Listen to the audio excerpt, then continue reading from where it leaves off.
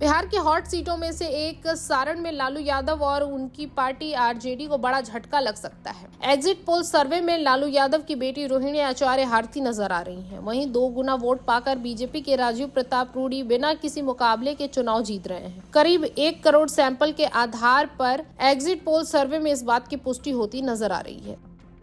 देश के इस सबसे भरोसेमंद एग्जिट पोल के मुताबिक सारण लोकसभा सीट पर बीजेपी के उम्मीदवार राजीव प्रताप रूडी को कुल 61.28% वोट मिल सकते हैं। वहीं सिंगापुर से आकर बिहार में आरजेडी के टिकट पर उतरी लालू यादव की बेटी रोहिणी आचार्य महज 29.7% वोटों पर सिमट सकती हैं।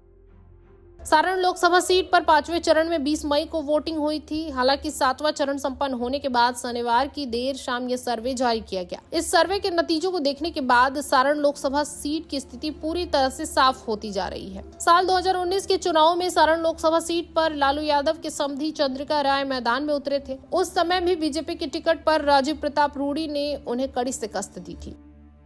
इसी प्रकार साल 2014 में राजीव प्रताप रूडी ने पूर्व मुख्यमंत्री राबड़ी देवी को शिकस्त दी थी। रूडी के सामने लगातार 2 चुनाव हारने के बाद आरजेडी ने विशेष रणनीति के तहत इस बार लालू यादव की बेटी रोहिणी आचार्य को टिकट दिया। उनके टिकट की घोषणा होते ही इस सीट पर राजनीतिक माहौल गर्म हो गया था। एक पूर्व मंत्री और लालू परिवार के बीच प्रतिष्ठा की जंग शुरू हो गई थी।